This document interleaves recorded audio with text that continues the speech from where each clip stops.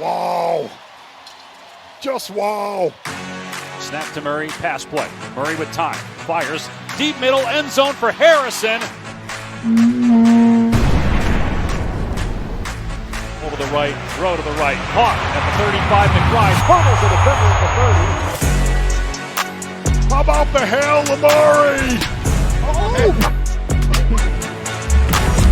Takes up at the 30, at the 20, the 10, the 5, touchdown. The Cardinals with a dominating win.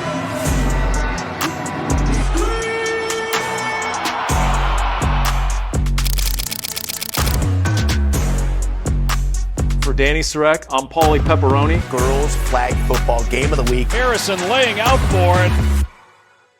He got it. Touchdown. Let's go. Let's go, baby.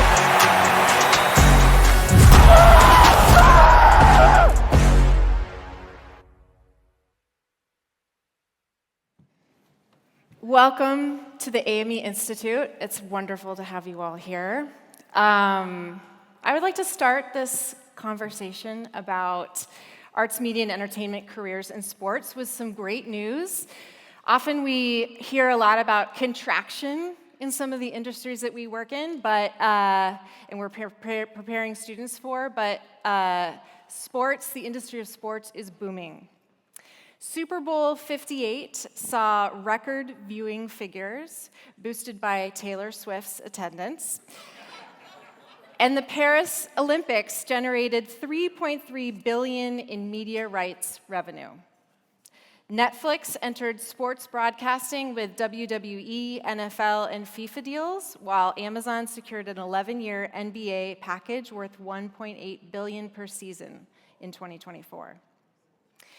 In 2024, sports sponsorship revenue increased by 21% over 2 years, with the Olympics exceeding targets by 12.5% and generating $1.5 billion.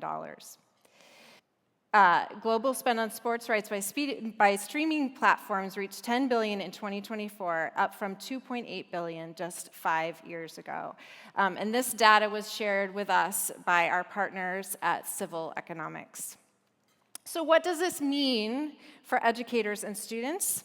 There are significant opportunities for students to use the skills learned in our arts, media, and entertainment classrooms to build an exciting and successful career in sports. We are fortunate to have an incredible panel here to share a little bit about their career journey, about the jobs that they do every day. And I'd like to welcome Surf, Whitney, Laura, and Crystina to the AME Institute stage. Thanks for having us.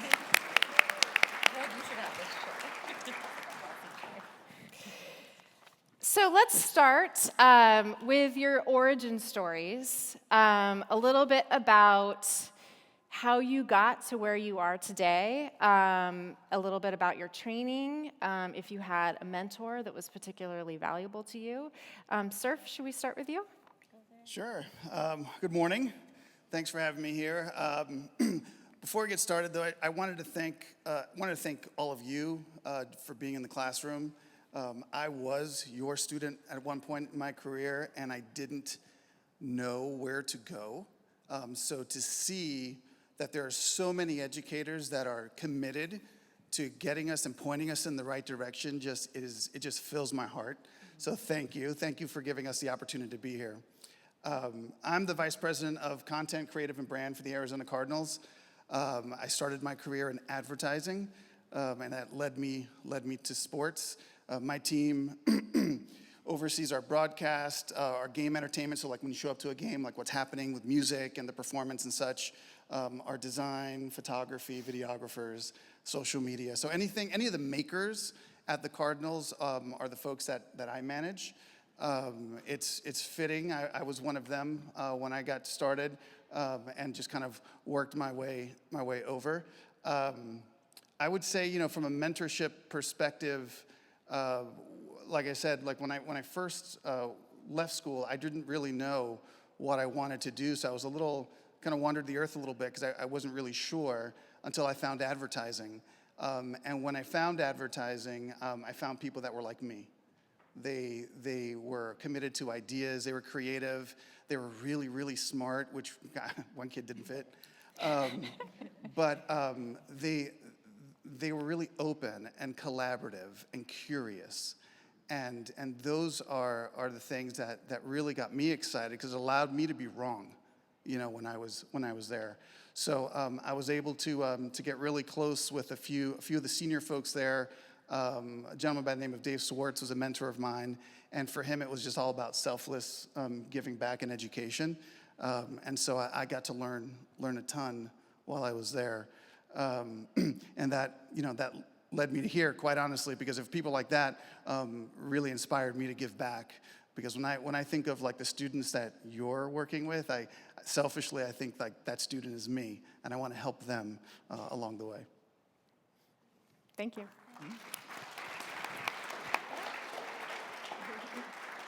Hi, everybody. I'm Whitney. I want to echo what Surf said. Thank you so much for letting us be here. Born and raised in LA, I grew up with parents who are educators at UCLA, so education and higher education has always been a huge part of my life, and something that I don't take for granted, and that has shaped me into who I am and gotten me to where I am. So you guys are the ones doing all the work to make that possible, so couldn't be more grateful to be here with you. Yeah, like I said, born and raised in LA. I went to UCLA for undergrad, and always loved sports. I grew up in a family where we watched every single Lakers game on TV, very into UCLA sports. So when I got to college, I took a job in the athletic department just because I wanted to be involved. And as I got closer to graduating, didn't know what I wanted to do, but knew I wanted it to be in sports, and got set up with a few informational interviews at Wasserman, the agency that I am still at, and was lucky enough to start interning there my senior year of college. And this will date me, but at the time, I was working in the athlete marketing department, which was pretty new, and my job was updating our clients' MySpace pages. So that can tell you that was about 16 years ago. And when I started, I work in the soccer group. I didn't know really anything about soccer other than David Beckham played for the Galaxy at the time. But my boss, who's still my boss, Richard Motzkin, he was looking for somebody to bring up. And, I told him I don't know anything about soccer, but I'm willing to learn. Asked him for, a few resources, and just kind of put my head down and learned every day on the job. I then did an evening law school program at Loyola Law School in downtown LA, and did that for 4 years while working at Wasserman. And upon graduating there and passing the bar, I kind of went from a role where I was working directly with clients, helping, representing them directly, to a more behind-the-scenes role now, where I head up the legal and operations side for our team. So in general, that's, I draft and review contracts for our clients. We represent male and female professional soccer players with both their on-the-field contracts with their teams, as well as their off-the-field marketing contracts with brands like Adidas, Nike, Gatorade, et cetera. But yeah, in terms of, mentors other than my parents in the education space, Rich, my boss, has been my mentor for the last 15, 16 years, and I'm super lucky that I've been able to kind of take my strengths and craft a position that fits those strengths rather than trying to fit into, a pre-assembled box. So it's been a fun journey of being able to kind of try a lot of things out, see what I like, see what I don't like, and make a job that fits me.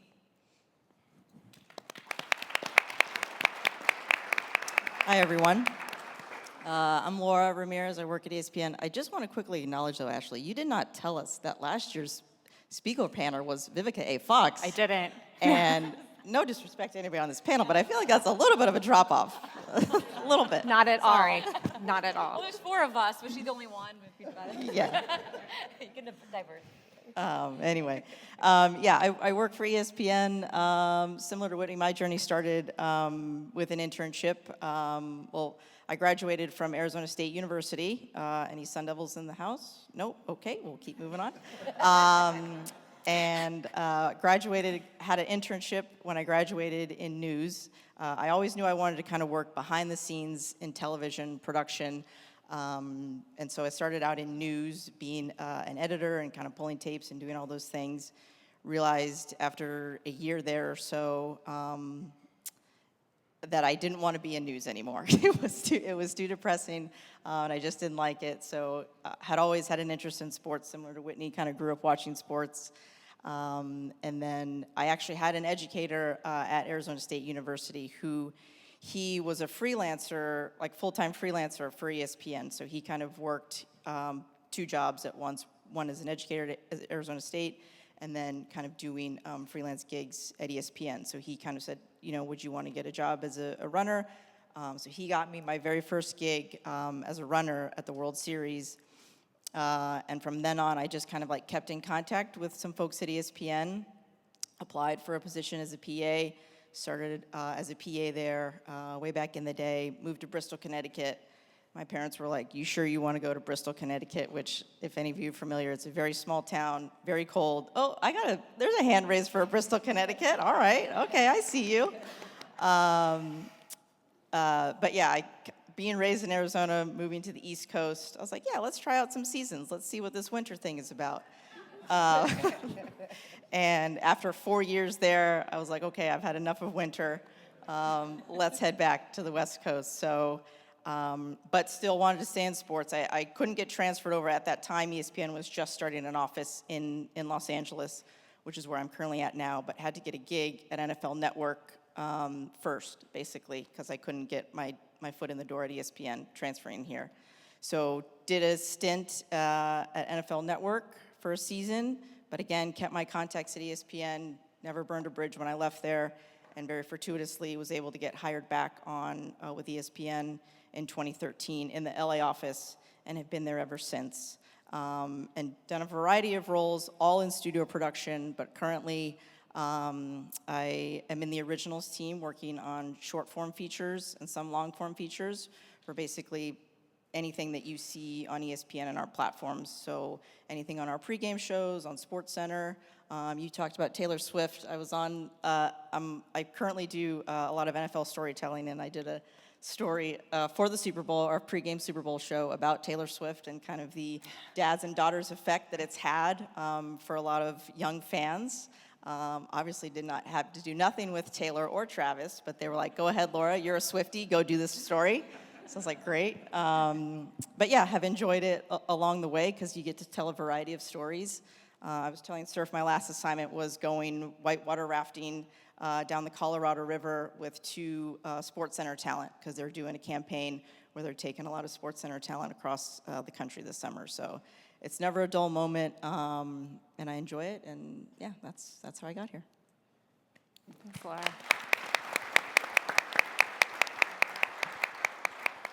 Hi, everyone. Thank you so much for being here. Thank you, Leah, for having me and connecting me with Ashley to be here speaking in front of you all today. Great opportunity to talk to educators who, as we all can agree up here, we're so prevalent in our journeys to get to where we are and believing in us. I think internship, right, was a common theme that everybody up here talked about. Same thing with me, internship, foot in the door. If there's anything I would tell you to encourage your students to do, especially while they're in school, if they can get an apprenticeship, an internship, learn up underneath somebody else, those relationships sometimes are even more valuable than the degree and your grades, et cetera, because everyone's heard it. It's who you know, right? It's who you know, it's who you know, and it's true. It's very important. I wanted to be a sports broadcaster my entire life. It's in my high school yearbook. I said it at my 6th grade graduation, so I am truly living the dream that I've always wanted to do, and part of the belief in that obviously starts at home with my parents who always encouraged me that women can work in sports, women can be in front of the television. I grew up here in Southern California where really the only play-by-play and the legends play-by-play was Vin Scully and Chick Hearn, right? don't really fit this mold, if you will, for a play-by-play right in sports, but that didn't matter to my parents and to the people who believed that if this is what you want to do, why can't you be the first one? Why can't you be the next one? Hey, by the time you get there, maybe you'll have the opportunity. So I really think that educators, especially early on, especially if you have students that have a goal, a dream, to encourage them and believe them, and even if they can't see someone in that role at the time, let them know you can be the first. You can be the next, because that really helped me break through some of the barriers that I had to face, especially in a sport like boxing, where, quite frankly, there wasn't really any females working in the space when I started 15 years ago when I was 10 years old. And so it's been a tremendous journey being able to get an internship, go to high school, go to college. I went to Long Beach State, get my degree in broadcast journalism, go Beach. I see you right there. So, we have a little more than ASU. No, hey. geez. But, it was just like having a goal, having a focus. My major was in broadcast journalism in school. While I was in high school, I worked, you can do those announcements over the intercom at the school where, like, students announce. I don't know if they still do that or not, but, like, hey, if you know someone that wants to talk, so encourage them. Just get in front of a microphone and talk. They won't see your face. Like, find little ways, if you see little sparks of light in your students and they have a goal and a dream, to help facilitate that in the space where they are, right? Then I get to college. I asked to do, in broadcast journalism, we did put together packages. In sports, I asked to cover the basketball team, the volleyball team, like whatever I could to get, established and comfortable with where I was at. My internship helped me a ton. I would follow around other talent that you've worked with and say, hey, can I, borrow your cameraman when I'm done, just to try to do a stand-up or just to try to get some experience, not paid, not nothing, but you got to kind of have this hustle mentality to get you where you want to go. And sometimes you see that in your students really early on, and I think fostering that and keeping them encouraged, because I even in college, I had professors that sometimes would try to bring me back down to reality and say, well, you might have to go to Kalamazoo or some places I had never heard about growing up in Southern California. I said, but why?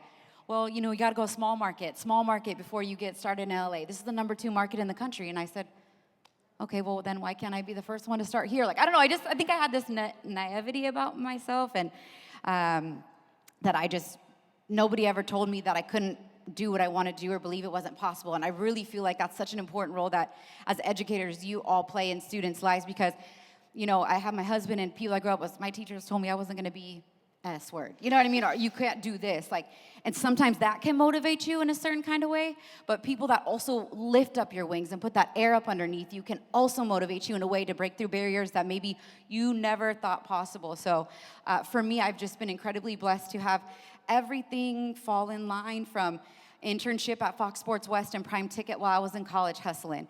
Then, an opportunity with Top Rank 15 years ago when MySpace and Facebook, and they were trying to look for someone to hold the mic and answer questions. And then from there, NFL Network and ESPN, and things have just continued to go along, but it's always been because I've had, powerful people behind me, starting at early education, that have led me to where I am. And I know we'll get into more questions on that later, but if I could say anything, it's like continue to put that, wind beneath these sails of these young individuals that want and have desires to be in a position that maybe there's not someone in right now, or not too many people in, and encourage them, because that could really go a long way, and they could be sitting here talking to the next ones in the blink of an eye. So, yeah. That's great. Yeah. Thank you. Before we get to our next question, I do want to let you all know that we are going to have a short Q&A at the end of this morning's presentation. We probably will only have time for maybe 2 questions, maybe 3, depending on how short they are. But if you would like to submit a question, you can do so in the event app. And Bianca Mazur will be taking a look at the questions, and she's going to help us out at the very end of the presentation. So if you have a question for one of our speakers, and I know you do, please submit it in the app. So our next question is about, what do you do every day in your roles? I know a lot of you have jobs where you do a lot of things, and, every day is not the same. But if you could share a little bit about, who do you collaborate with? What kind of teams do you work on? And if you had a typical day, what does that look like? And Christina, do you want to start? Sure. So I am currently the only female play-by-play full-time in the sport of boxing. In boxing, we call it blow-by-blow, right? So it's left hook, uppercut, and he's down, all those things, you know, the Jim Lampley of the world, the Mauro Ranallos, et cetera. So I currently hold that position in a broadcast team, usually have a blow-by-blow, an analyst, which is a former fighter, a color commentator, and a reporter that makes up the broadcast team. So our current day-to-day, and I work on the international side for Top Rank Boxing and domestically for ESPN, so that's where you'll see our fights. With Top Rank Boxing is the lead promoter in the sport, so that's where my affiliation is. And like for a fight, for instance, let's say we have a fight coming, like I just came back from New Jersey where we had fights on ESPN Plus last weekend, and you know, we'll get in early. For me, I also host for them as well, so I'll host a press conference on Wednesday with the fighters. That's streaming on ESPN Plus. Our next one is July 26th from New York City, Madison Square Garden, ESPN Plus. Check it out. Yes, please check it out, please. Little plug. So that's, you know, we'll come in early in the week on Wednesday. I'll host a press conference with the local media for the fighters. We'll interview them about the fight. Sometimes they'll be up there with their opponents. Those are often clips you see going viral on social media where the opponents are talking back and forth to each other and things like that. So we'll do that Wednesday, Thursday, that's Thursday. Friday, we'll do a weigh-in. So every fighter has to make weight. They'll step on the scale, whatever the contracted weight is. You get those face-offs, the pushes, all that exciting stuff. That also goes sometimes viral on social media. So I'll host that. We'll do a little show around that. One of the important things we do on Fridays after the weigh-ins is have individual meetings with all the athletes, with all the fighters, where we get our notes for the broadcast. So they'll tell us game plan. They'll tell us what round they think they're going to knock them out in. There's no cameras, so that's where you really get that one-on-one interaction. And this goes across all sports. Surf, you know, your athletes and your production meetings, you get a chance to, you know, talk to these athletes and talk to your talent without cameras, so you can get a game plan together. And then, yeah, we use all those notes in preparation with. We have researchers that send us notes and things like that. We put together a rundown, and then the day of the fight, we get there about 4 hours before we go on the air, start to prep, start to rehearse, eat a good meal, get the broadcast team, talk about, you know, things that we want to accomplish, strategies, fill content, wonderful produce pieces like Laura and her team would put together to show, you know, background or whatnot. And you know, boxing is an amazing sport. It's an individual sport, right? And every other, you know, team sport, you have 2 halves, you have 4 quarters, you have 90 minutes. Like, boxing can end in the first round, 10th round, 12th round. So we could prepare notes for a, you know, 3-hour broadcast. And you get first round knockout after first round knockout after first round knockout, and you're like, well, I didn't need half of that, but you got to be prepared regardless, right? So that's kind of what it's like. And then once we wrap off the air and do the post-fight interviews and sign off, we all go, yeah. Because we've been on for 4 days straight or whatnot, and hope that everyone's okay and goes back home safely to their families. But yeah, it's a rush. It's busy. It's crazy. But I love every second of it, and I feel like I'm completely blessed to do what I've absolutely always wanted to do, like my whole life. So the grind, the hustle is a lot, but it's all worth it at the end of the day. So yeah, For sure. That's great.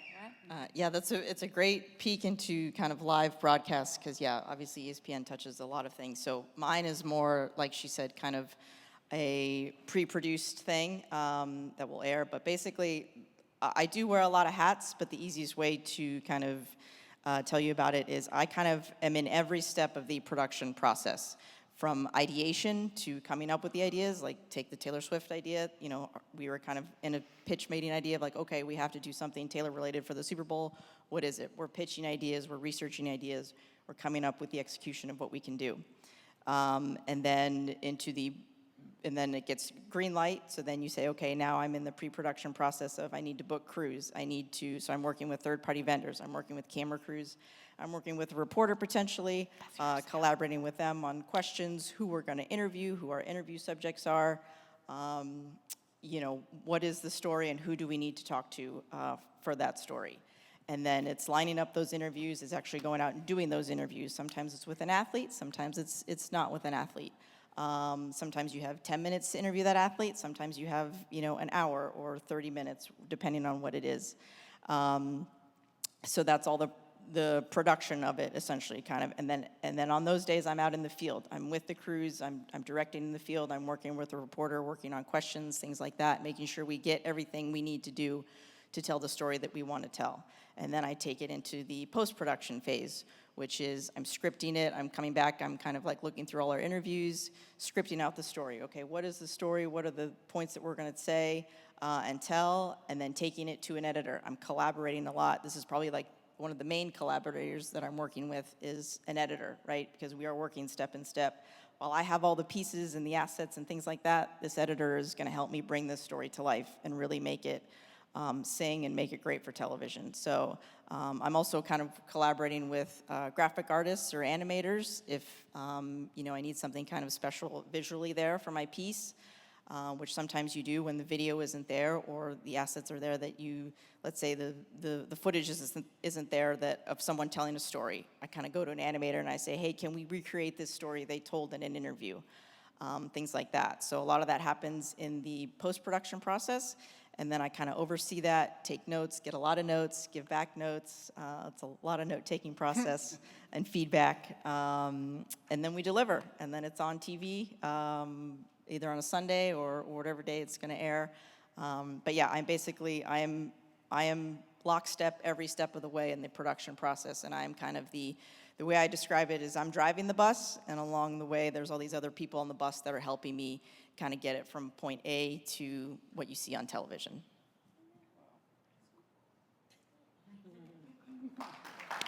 Thank you. So I guess to explain my day-to-day responsibilities, I'll give a little background of how our agency and our group is set up. So since we represent the individual talent, the players, we have our agents, right? So they're the ones that deal with the players on a day-to-day basis. They're making the initial contacts with the teams or a lot of times the marketing partners. And then we have our supports, some other support staff who, maybe some are mainly tasked with finding marketing deals for our clients, or they're tasked with executing those marketing contracts once they're done. So that would, mean handling the travel for our client to make sure they get to the shoot and being on set with them to make sure that, they're not wearing a brand they shouldn't wear or something like that. And then my role within all of that kind of falls into two buckets.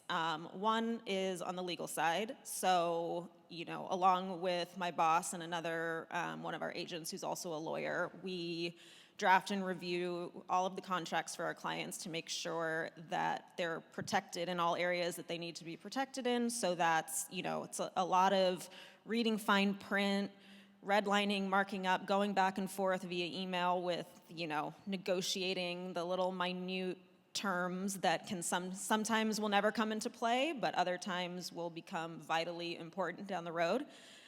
So our job is to protect our clients in that regard. So, then that'll mean, if we're not able to come to an agreement over email or oftentimes it's easier to just hop on the phone with someone and talk it through. So that would be kind of the majority of my time. And then the other bucket is more on the operations side. I work with our accounting group to make sure that, when an agent does a contract for a client, it all gets sent to me, and then I kind of help filter that to accounting so that they know what revenue we're expecting, making sure that we have invoices going out and getting paid, and that our clients are then getting the money. A lot of following up on unpaid invoices and things like that. So that's kind of my day-to-day, but then, no day is ever the same. One day you might get a call, that a client's being traded and we need to get this contract done immediately. Another day you might, luckily in soccer pretty infrequently, get a call that your client got arrested and you need to find them an attorney and figure all that out. And so it definitely keeps you on your toes and you never know what to expect. Also I've been very lucky to get the opportunity to travel to Olympics, World Cups, things like that. I encourage you all when the World Cup is here next year to check it out because it's unlike any other sporting event you'll ever see in your lifetime. So it's a lot of kind of behind the scenes work, but it's very rewarding to watch your clients, succeed. And our job is to make sure that they're able to, mainly focus on the field and not have to worry about any of the off the field stuff. So being a part of that journey and being helpful in that way, we have a lot of clients who, we signed when they were 18-year-old kids, and now they're retired, but they're broadcasters or coaches, and so kind of helping them also through that transition in their lives is a great, a fun part of the job. Thanks, Whitney.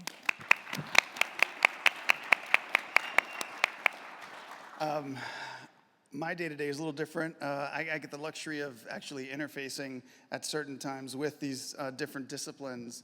I manage the creative team. It's an in-house agency, basically, for an NFL team. A lot more companies and brands are doing this, bringing these creative services in-house. So I get to oversee the group that's creating our narrative on our social media platforms, and creating our entertainment properties. The day-to-day is different from in-season to off-season. A lot of people ask me, like, hey, off-season, you guys are pretty chill, right? And it's like, no, the NFL never shuts off. Like, we're always on, always doing something. There is no off-season. There is no off-season. Honestly, my off-season, I haven't had, every off-season has been very unique. It's never the same. We're cramming in more to get ready for the season. Schedule release is an example of what we do on the which is kind of a crazy event. Like, I don't know if you guys are familiar, but like anytime the NFL announces their schedule, it's like a thing. All the creative. All the creative. It becomes like a creative Super Bowl, right? And the thing is, we all know who we're gonna play. We just don't know when. And so all these clubs decide to over time, it's become like a bit of a creative flex. And so you're gonna have to just one-up each other. So fun. I hate it because it feels like it's like look at us, but I've kind of changed my mind because we've had a little bit of success in some of these, and so it's like, hey, you know what? This is a good challenge on how do we think differently and stretch. One year when I was in Tennessee, because I used to manage the team at the Titans, we did the whole man on the street thing, and it got crazy viral a few years ago. That was a fun one. That was a lot of fun. It was during a Taylor Swift concert, so we had a lot of people on the street who had no idea about football. So it worked perfectly. What logo is this? Yeah. And then this last one, we had a player who's a musician, and so he wrote a song about the season, and we created a music video. And we launched our schedule instead of launching it on social. We launched it on Apple Music and Spotify, and we actually launched a song just to kind of do something different. And see if we can kind of rattle some different cages. And I don't know what we're going to do next year to top it, but I mean that's just one of the projects we do on the off season. And the in season is way easier, which is crazy to me because there's a rhythm. Every Sunday there's a game. Like the sun's going to come up, we're going to have a game. There's a rhythm. And so for us, it's actually pretty incredible. Like the team, we usually fly out the day before. We get into the host city, wherever it is, with enough time the day before to have dinner, kind of get our legs under us. Next morning, we're at the stadium, probably around 7:30, 8 o'clock local time, if it's a morning kick. And our content team's running around. They're getting guys as they're arriving. I've had guys at State Farm Stadium, get harnessed up in the rafters so they can shoot that top-down shot, which is, frightening. Don't lose your phone. Yeah, that would be crazy. Go through a game, and we'll go through 000s, right? Game's over. We got to be on the bus hour 15 minutes because we got to get back on a plane and get back. So, when I was working for the Dolphins on the East Coast and we had an early kick, I could be home, from an away game and watch Sunday Night Football from my house. It's crazy. And these players are just so locked in. So in season, off season, very different. The groups I collaborate with, you mentioned legal, they're like my new best friend because especially with this music video thing, music rights, crazy. Yeah, nuts. And we had a new counsel. It's first day, it's hey, I got one for you. She's like, wow, this is what we're doing here. You're like, hey, here we go. Legal, our broadcast partners, our in-house folks, our talent. Golly, I don't know how you guys do it, seriously, because you got people like us, on the background. I don't have to worry about putting my face in front of a camera, nor would I want to. And we're sometimes ill-prepared, right? And just ready to roll. And they're the best form of our brand, right, when we're getting out there. So it's a little bit of it's a little bit nutty. Right now, we're in a bit of a lull going into 4th of July. Usually we close the office for about a week, and then it's just, we shoot out of a cannon until February. Like, we're just going. And then once season's over, hopefully it's over in February. If it isn't, then, you know, we might have a couple weeks there to kind of chill, but then we're right back into it until July for the dance, and then shoot again. Awesome. Yeah. So we're coming down to the end here, and I think I'm going to ask you all one final question to share, and it reminds me of a story that you shared last night, Surf, about some advice you got early on about having a career in graphic design, and I think hopefully you'll tell that story, but also my question to all of you is, all these teachers are going to go back to their classrooms, they're going to talk to their students. What advice would you give a student who wants to have a career in front of the camera, behind the camera, creating great content, working with athletes? What advice would you give their students in, you know, making it today? And Surf, we'll start with you because I want you to share that story. So the story I have isn't a great story for me. It ended out okay. So when I was in college, when I was in high school, I was a fine arts kid. Like, I just loved art. I loved everything about animation. So when I got to college, I didn't really know what to do. From a family of finance folks. I was kind of like the quote-unquote black sheep, right? And so I didn't know what to study. And so I studied architecture because that seems like, you know, you take art, make it white collar, you're an architect. That's what you do. So I did that for a few semesters, did well but didn't like it, and so I switched over to fine arts. And so when I was kind of exploring that, I really didn't have anyone to really talk to, and I had a great teacher who was well-intentioned, but I remember he wanted to see what did I want to do after school, like once college was done, like what am I going to do? And he asked me, he said, "Hey, do you like deadlines?" And I'm 17, I'm like, "No, I don't like deadlines. Who likes deadlines?" It's like, all right, graphic design's not for you, right? And so in my mind, I switched off graphic design. I'm like, all right, I'm done. Let me go this way. I'll go fine arts or something. And then right as I left school, I just remember kind of just freaking out a little bit and panicking and just not pursuing art at all because I didn't know what to do until about 10 years later, finding advertising, and it all clicked. And I remember the conversation about graphic design. I was like, man, if I knew this existed 10 years ago, I could have at least been in the arena. I wasn't even in the arena. I was just kind of wandering a little bit. But once I got in, it was like I needed to catch up big time. And so I was just devouring information and just trying to be a good student. So honestly, getting back to the original question about advice, and I think I might have mentioned earlier, just really be a good, and if the word student is like, because when students are in high school, they're like, I don't want to be a student anymore, right? Just learn. Keep learning whatever field. Be curious. Like, ask why. When I got to advertising, I couldn't get enough information. I was in meetings I wasn't supposed to be in. I'd sneak in or whatever. I just wanted to hear what they were doing, what they were cooking. I mean, newsflash, like when I got a job in advertising, it wasn't as a creative. I was only professionally qualified to be a budget analyst because that's what I was doing prior, but I wiggled my way into advert. So when I started attending some meetings, they would look at me like, what are you doing here? You're an accountant. I'm like, no, seriously, I'm not, I swear. So just be curious and be collaborative. Like those are my 2 C's for hiring, honestly. Collaborative and curious. If you can be a good teammate, right? Lift other people up, really ask them about their ideas, and then also ask what if. In the creative field, like what if is incredibly powerful. Like what can we do with that? And don't feel ashamed with like a wacky idea. Like go for it. And then as the collaborators that we are, and the other folks that are in the room, we should be able to jump on an idea and lift it up and see what's cool about it. Awesome.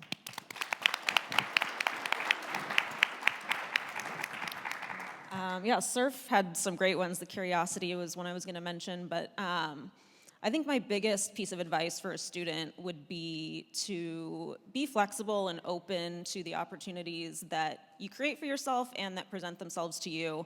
Like I said, I never, I didn't set out to work in soccer when I started.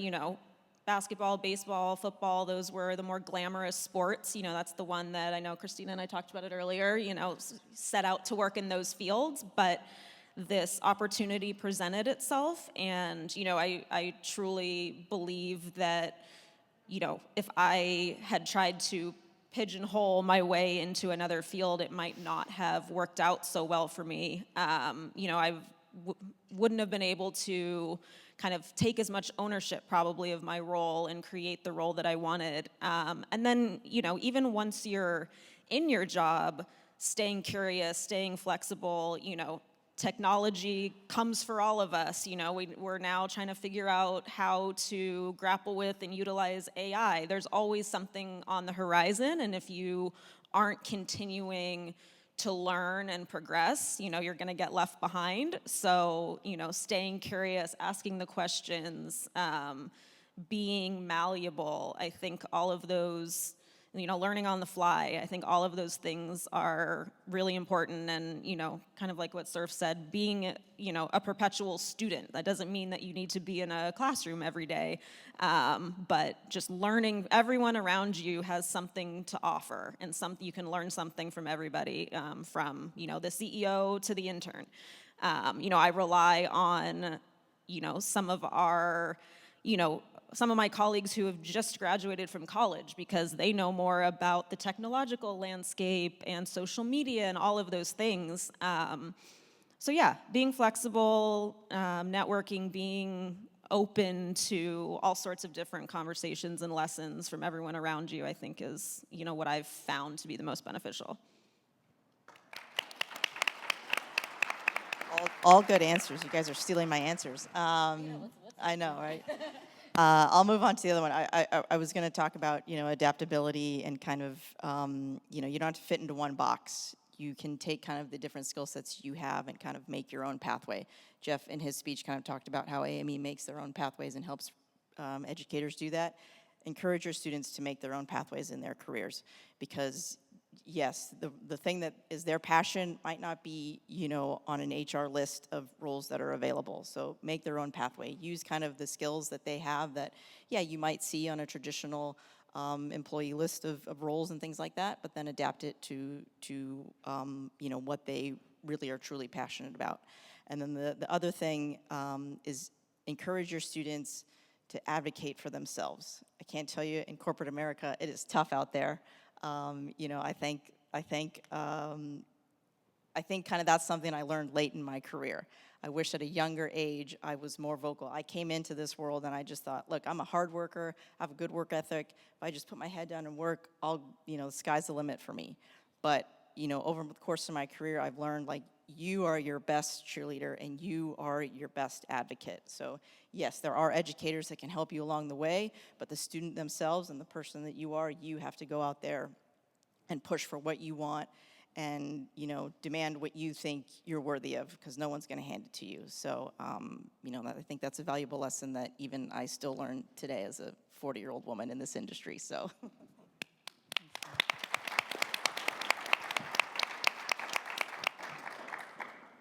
What's left, right? I agree. I was like, I'll say this, and then Whitney says it, and then Laura says it. But I think I kind of also answered this, right, the first question.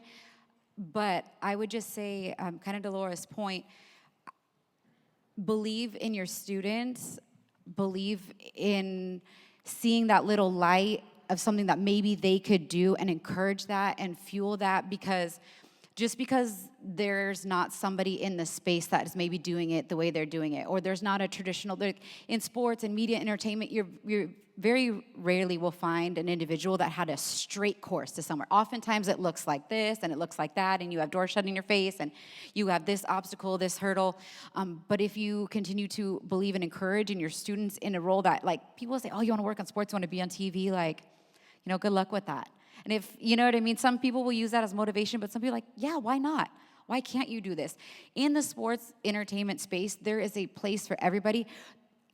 diversity, so much diversity. You don't have to have blonde hair, blue eyes, be a certain, it's so much more mixed and ethnically diverse and diverse in age. So whether they start early, whether you start late, finding, if a student talks to you, asking students what they want to do, applying how what you can teach them in your class can apply to what they want to do.